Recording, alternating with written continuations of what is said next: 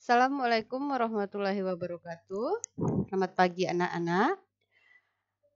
Hari ini kita bertemu lagi untuk membahas mata pelajaran IPS dengan materi potensi sumber daya alam dan sumber daya manusia negara-negara ASEAN.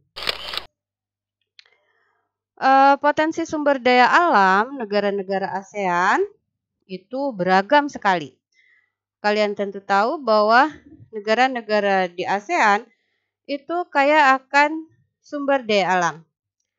Sumber daya alam yang dihasilkan negara ASEAN itu sangat beragam dan berbeda satu sama lain. Jadi, tiap negara itu berbeda-beda ya.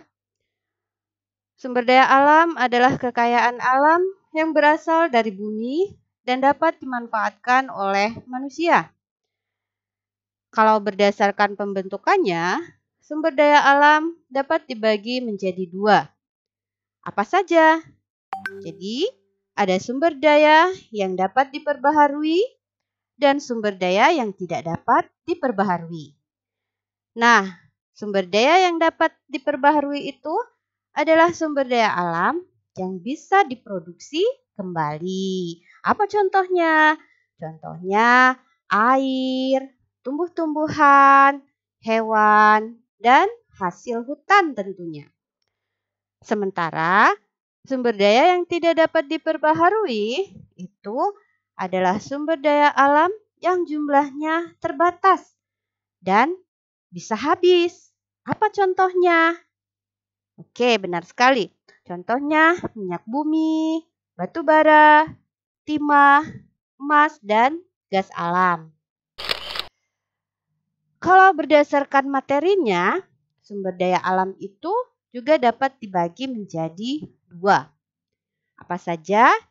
Yaitu sumber daya alam biotik yang dikenal pula dengan sebutan sumber daya alam hayati dan sumber daya alam abiotik atau dikenal dengan non-hayati. Nah, sumber daya alam biotik atau hayati itu adalah sumber daya alam yang berasal dari makhluk hidup ya. Contohnya hewan, kemudian ada pula tumbuh-tumbuhan. Jadi banyak sekali. Sementara untuk sumber daya alam abiotik atau non-hayati itu sumber daya alam yang berasal dari benda mati.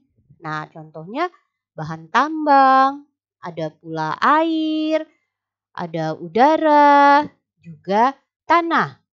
Nah, untuk berdasarkan lokasinya, sumber daya alam, kalau berdasarkan lokasinya itu dibagi menjadi dua.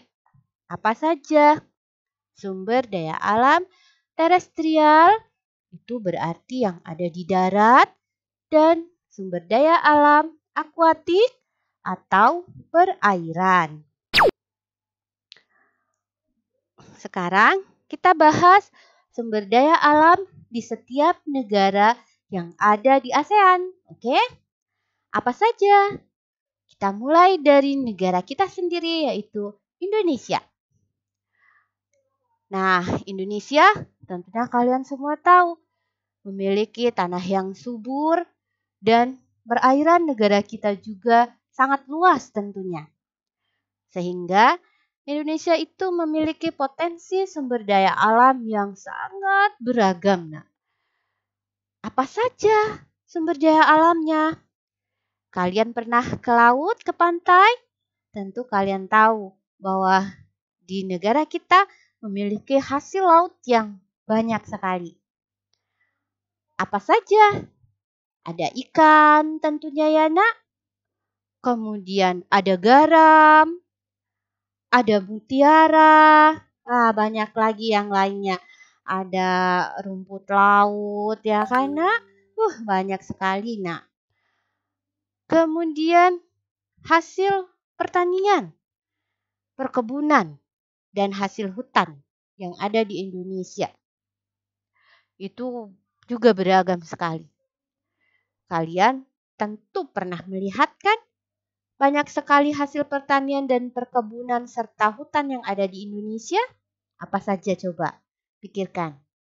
Oke, padi. Kemudian ada jagung, ya, sayuran, ada kelapa sawit, ada karet, rempah-rempah, teh, kemudian ada kopi. Lagi musim sekarang ya, Nak. Kemudian ada cengkeh, ada tembakau, kemudian ada kapas, ya kan? Ada tebu, kayu, kemudian rotan, dan berbagai getah seperti damar dan sebagainya itu tentunya ya. Sementara untuk pertambangan, kita punya begitu banyak tambang, Nak. Di antaranya minyak bumi. Kemudian ada batu bara, kemudian ada biji besi, ada intan, gas alam, boksit, ada emas, ya benar. Kemudian ada perak, timah, dan tembaga tentunya. Ya, baik ya. Itu adalah sumber daya alam yang dimiliki oleh Indonesia. Sebenarnya masih banyak lagi yang lainnya. Tentunya kalian bisa mencari tahu yang lainnya apa saja. Negara berikutnya Malaysia. Malaysia juga ternyata memiliki begitu banyak sumber daya alam, Nak. Baik hasil pertanian, kemudian pertambangannya, dan ternyata sumber daya alamnya pun menyebar di beberapa daerah. Apa saja hasil pertaniannya? Hasil pertaniannya terdiri dari karet diantaranya, kemudian ada teh, tembakau, kemudian ada lada dan kelapa sawit. Sementara hasil hutannya itu kayu. Sektor pertambangannya itu hasil tambang utamanya adalah timah. Nah, selain itu ada minyak bumi, biji besi, gas alam, ada emas, boksit, dan batu bara tentunya. Nah, persebaran sumber daya alam yang ada di Malaysia itu terbagi di Kuala Terengganu, Nak. Itu kilang minyaknya ada di Kuala Terengganu. Kemudian kayunya itu ada di daerah Sabah. Kemudian timahnya itu berada di sekitar Kuala Lumpur. Itu untuk sumber daya alam yang ada di Malaysia. Negara berikutnya yang akan kita bahas adalah Brunei Darussalam. Negara yang terletak di ujung pulau Kalimantan. Ini tentunya kalian sudah pernah melihat petanya ketika kita membahas letak-letak negara ASEAN minggu lalu. Nah, Brunei Darussalam yang terletak di ujung pulau Kalimantan ini, Nak, ternyata kaya akan sumber daya alam sektor pertambangan, yaitu minyak bumi. Itu ada di wilayah Miri. Dan gas alamnya itu berada di wilayah Kuala Belait. Oke, ingat ya. Minyak buminya di Miri, gas alamnya ada di Kuala Belait. Nah, Brunei mampu memproduksi begitu banyak minyak setiap harinya. Ada 180.000 barel minyak setiap hari. Hingga dibangun monumen billion barrel di Pantai Seria untuk memperingati jumlah 1 miliar tong minyak yang telah diproduksi negara ini. Ternyata tidak hanya sektor pertambangan saja yang menghasilkan. Ternyata dari sektor pertanian, Brunei Darussalam juga memiliki sumber daya alam juga, yaitu padi, ada kelapa sawit, kemudian ada lada, kemudian ada karet, dan buah-buahan tentunya ya. Jadi cukup banyak juga, Brunei ini cukup kaya ya. Kemudian negara berikutnya adalah Filipina. Nah, Filipina ini merupakan negara kepulauan yang dekat dengan Samudra Pasifik. Kalian tahu kan? Nah, sekarang tahukah kamu? Filipina itu merupakan negara yang memiliki potensi sumber daya alam pertanian. Apa saja? Yaitu padi, kemudian ada jagung, buah-buahan, ketela pohon, kemudian ada tebu, kelapa, tembakau, dan abaka. Tahu tidak apa itu abaka? Abaka itu serat Manila, ya. Kemudian ada karet dan ada pula kayu. Nah, tidak hanya sumber daya pertanian saja, ternyata Filipina juga mempunyai sumber daya pertambangan, meliputi tembaga di Luzon dan Mindanao. Ingat kan? Pulau tersebut adalah pulau besar yang ada di Filipina. Kemudian ada emas dan perak di Cebu, Baguio, dan Luzon. Kemudian ada pula biji besi di daerah Luzon, Cebu, dan Mindanao. Kemudian ternyata ada mutiara, Mutiaranya itu ada di Kepulauan Sulu. Oke, itu tadi sumber daya alam yang ada di Filipina. Kemudian negara berikutnya adalah Kamboja. Kamboja, ingat yang wilayahnya menyerupai lingkaran ya, bulat. Kamboja itu memiliki sumber daya alam yang hampir sama dengan negara tetangganya, yaitu pada bidang pertanian memiliki beras, karet, ada jagung, ada buncis, ada umbi-umbian, ada tembakau. Kemudian sektor pertambangan negara Kamboja ini pun cukup banyak, yaitu memiliki gas alam, memiliki minyak bumi, dan batu permata. Batu permatanya berupa safir dan rubi. Kemudian sumber daya lainnya ada ikan di daerah Danau Tonle Sap, ya, danau yang ada di Kamboja itu. Kemudian Laos. Sumber daya alam Laos itu cukup banyak juga. Antara lain apa saja? Oke, beras. Kemudian jagung. Ada tembakau yang banyak dihasilkan di dataran Vientiane. Kemudian ada kapas, kopi, buah jeruk, kayu jati. Kemudian hasil terbesar tangkapan ikan berasal dari Sungai Mekong, yaitu ikan karper dan ikan perch. Kemudian Laos juga memiliki hasil tambang seperti gipsum, kemudian ada timah, ada seng, kemudian ada batu bara, juga ada biji besi. Oke? Nah, itu adalah sumber daya alam yang ada di Laos. Nah, negara berikutnya adalah Myanmar. Myanmar merupakan negara yang kaya akan sumber daya tambang. Tambang apa saja yang ada di Myanmar? Yaitu tembaga, emas, ada timah, ada seng, perak, ada batu permata, gas alam, nikel, batu bara di daerah Chao. Dan ternyata tidak hanya pertambangan. Sektor pertanian Myanmar juga ada, antara lain beras, ya, padi. Ini merupakan produk terbesar pertanian Myanmar.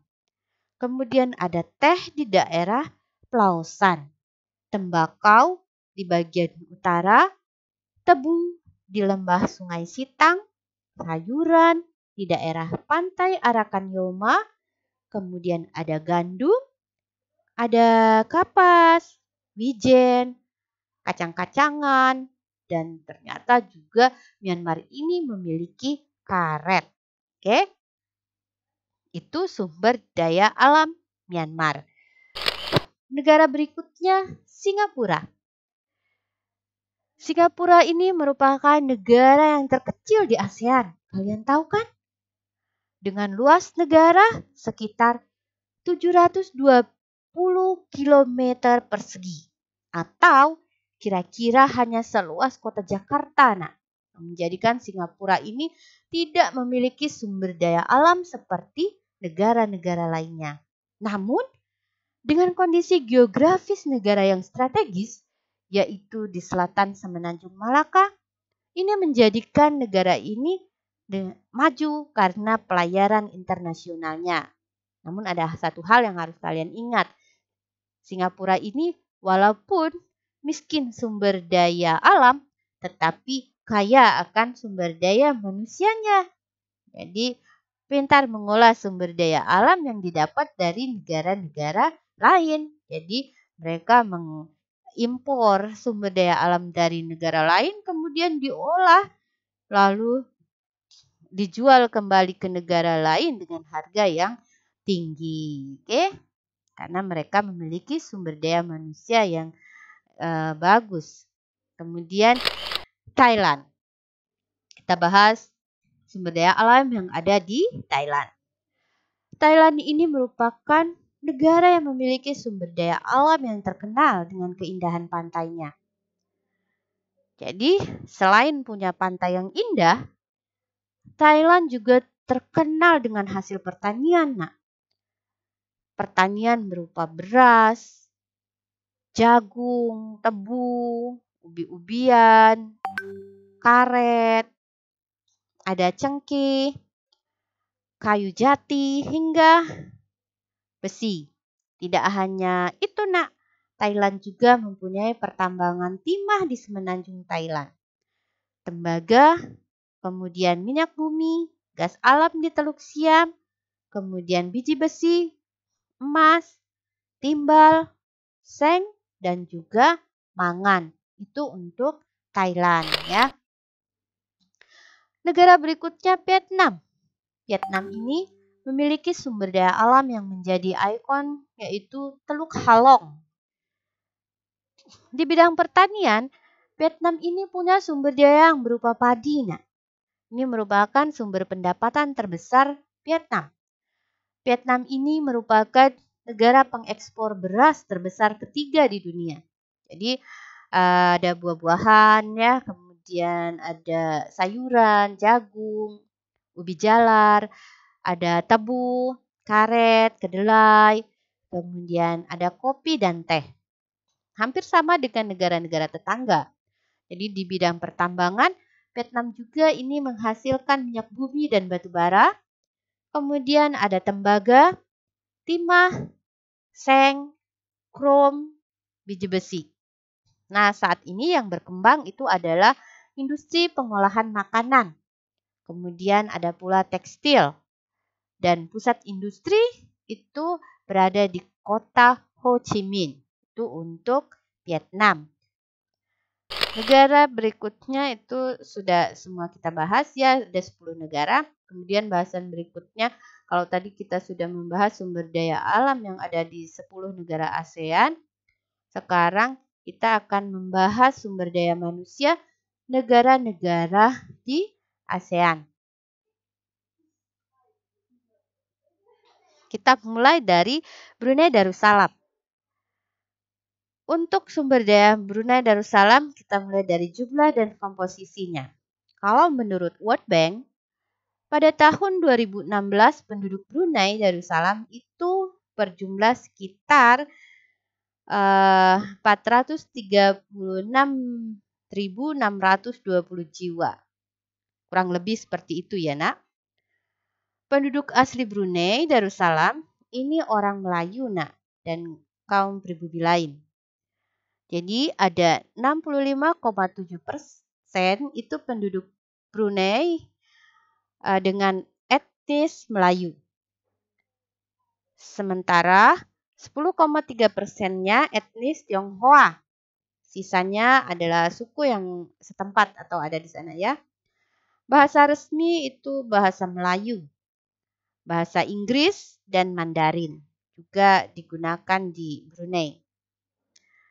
Kemudian untuk sistem pendidikan di Brunei Darussalam itu memiliki banyak kesamaan dengan negara persemakmuran Inggris lainnya. Sistem ini dikenal dengan pola A7322. Ini menggambarkan lamanya tingkat pendidikan di Brunei Darussalam. Jadi sekolah dasar itu 7 tahun, tingkat menengahnya 3 tahun, tingkat menengah atas 2 tahun, kemudian 2 tahunnya itu adalah pra-universitas. Jadi seperti itu. Indeks Pembangunan Manusia atau IPM dari UNDP 2015 itu sebesar 0,856 dan berada di peringkat 32. Sementara angka harapan hidup itu 78,8 tahun. Rentang lama sekolahnya rata-rata 14,5 tahun dan GNI per kapita sebesar 72.570 dolar. GNI itu Gross National Income ya nak. Itu pendapatannya berarti. Kemudian Filipina. Menurut World Bank, jumlah penduduk Filipina tahun 2016 itu sekitar 102,6 juta jiwa. 2/3 penduduknya tinggal di Pulau Luzon dan Mindanao. Itu adalah pulau besar yang ada di Filipina ya nak. Ternyata penduduk asli Filipina ini namanya suku Aeta. Tapi sayang populasinya itu hanya tinggal 30.000 jiwa saja. Sekitar begitu.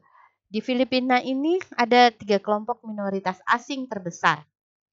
Yaitu Tionghoa, ada Amerika, dan Asia Selatan.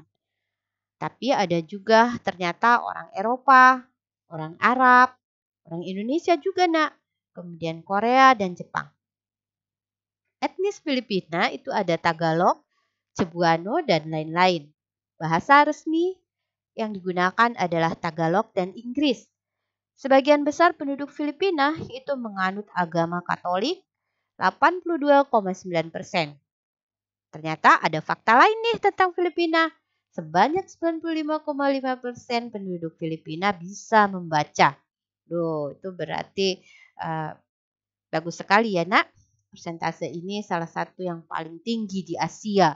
95,5% penduduk bisa membaca. Sementara untuk negara kita tidak seperti itu. Itu harus jadi motivasi buat kalian semua. Jadi kalau punya adik, ajari segera bagaimana caranya biar bisa membaca. Kemudian IPM tahun 2015 0,668 ini berada di peringkat 115. Angka harapan hidup itu 68,2 tahun, rentang lama sekolah 11,2 tahun, dan gross national income ini 7.915 dolar. Ya. Untuk Indonesia, jumlah dan komposisi menurut World Bank, populasi jumlah penduduk di Indonesia ini sekitar 258,3 juta jiwa. Kisarannya seperti itu. Indonesia ini tentunya adalah negara dengan jumlah penduduk yang banyak ya, luar biasa. Oh ya nak, penduduk Indonesia ini tidak hanya banyak nak, tapi juga beragam ya. Beragam dalam artian banyak sekali etnis yang berbeda dan agama juga berbeda-beda yang tinggal di Indonesia, di negara kita ini. Oleh karena itu semboyan negara kita ini kalian tentu tahu Bhinneka Tunggal Ika gitu ya nak, beragam berbeda-beda tapi tetap satu ya kan, seperti itu. Kemudian kualitas penduduk berdasarkan indeks pembangunan manusia ini memiliki 0,684. Ini berada di peringkat 110. Nah, kemudian angka harapan hidupnya itu sebesar 68,9 tahun. Rentang lama sekolah 13 tahun dan gross national income per kapitanya 9.788 dolar. Itu untuk negara kita. Kemudian Kamboja. Untuk Kamboja nak kita bahas sumber daya manusianya dari jumlah penduduk. Sekitar 15,2 juta jiwa jumlah penduduk. Etniknya itu Khmer, itu penduduk mayoritas. Nah, banyak. Selain Khmer, Di Kamboja juga tinggal penduduk dengan etnis Vietnam. Ada etnik Tiongkok, Muslim Cham. Kemudian di Kamboja mayoritas penduduknya etnik Khmer dengan presentasi 90%. Lainnya Vietnam, Tiongkok, dan Muslim Cham. Bahasa resmi bahasa Khmer, bahasa Inggris, dan Perancis. Agama mayoritasnya adalah Buddha, ya.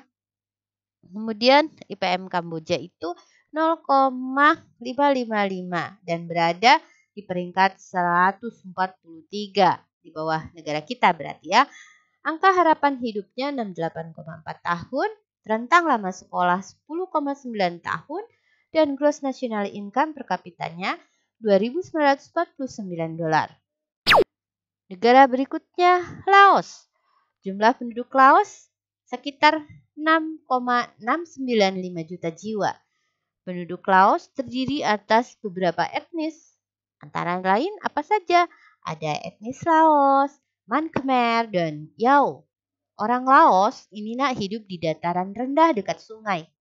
Suku bangsa yang tinggal di Laos adalah suku Lao, Thai, Miao, Mon, Khmer, dan Tiongkok.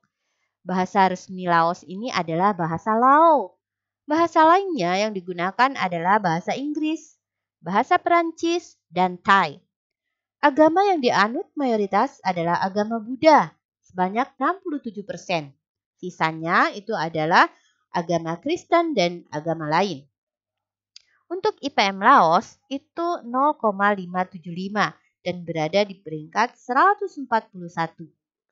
Angka harapan hidup 66,2 tahun, rentang lama sekolah 10,6 dan gross national income per kapitanya adalah $4.680. Malaysia. Menurut World Bank, penduduk Malaysia itu berjumlah sekitar 30 juta jiwa. Terdiri dari berbagai kelompok suku. Suku terbanyak di Malaysia itu adalah Melayu dengan persentase sebanyak 50,4%. Yang lainnya Tionghoa, lokal, dan India. Bahasa resmi Malaysia itu bahasa Melayu. Bahasa lainnya adalah bahasa Inggris, Mandarin, dan India. Agama yang dianut itu adalah Islam 60,4%, kemudian ada Buddha, ada Kristen, ada Hindu, ada Konghucu, Taoisme, dan agama tradisional Tionghoa serta agama lainnya. Oke. Kemudian IPM sebesar 0,779 dan berada pada peringkat 62.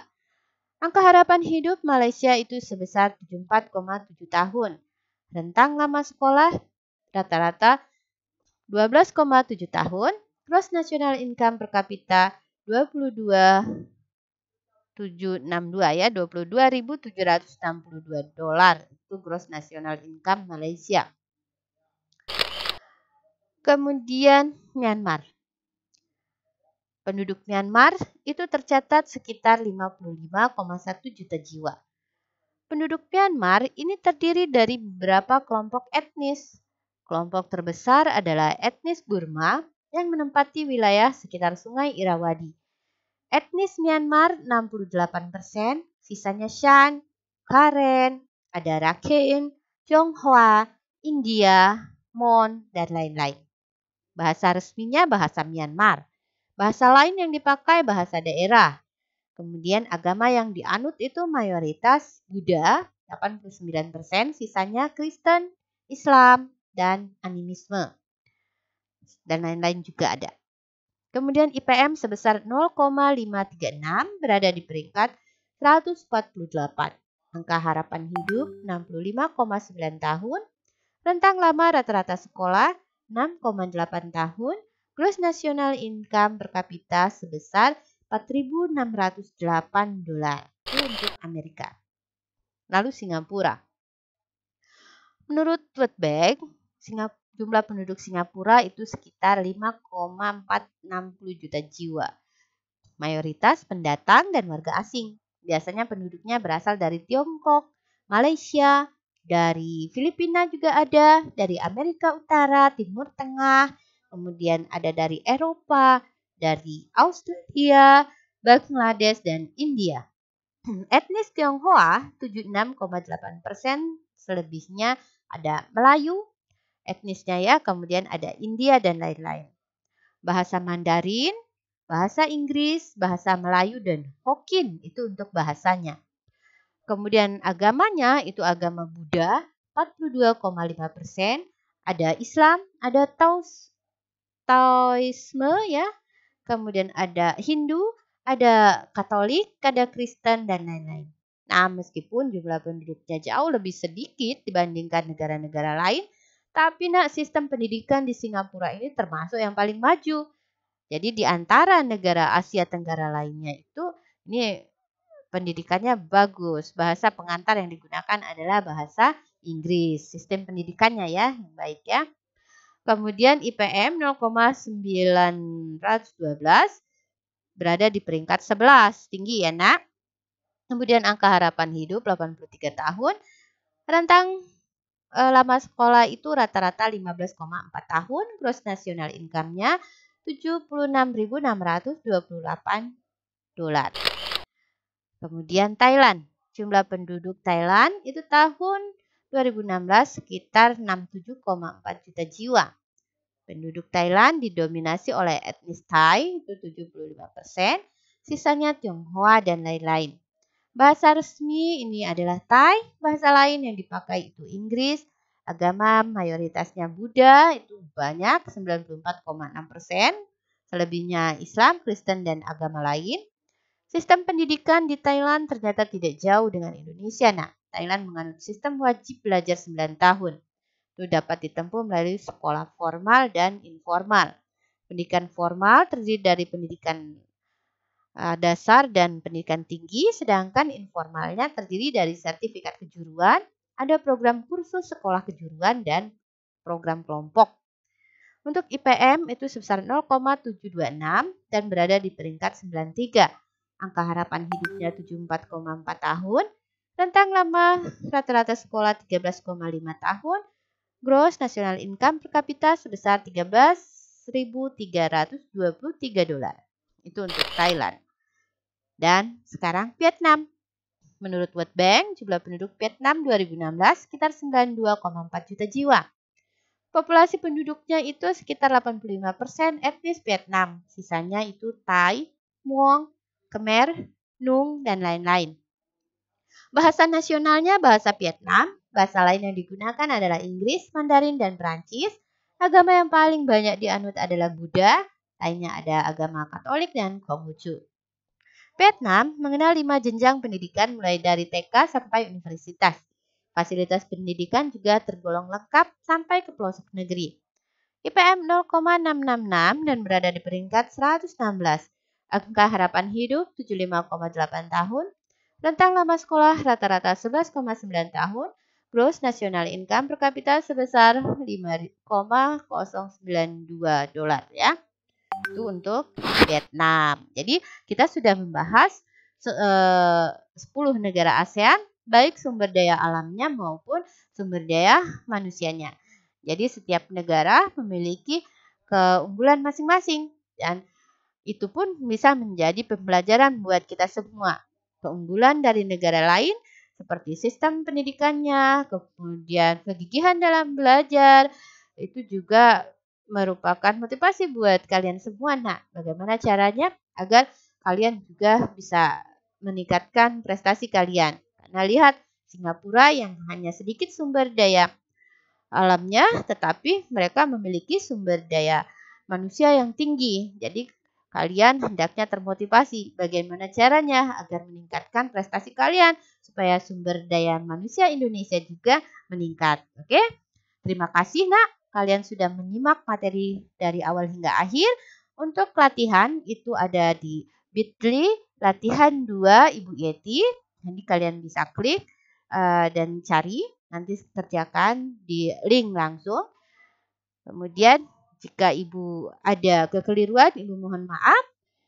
Ibu akhiri materi kita dan pertemuan hari ini.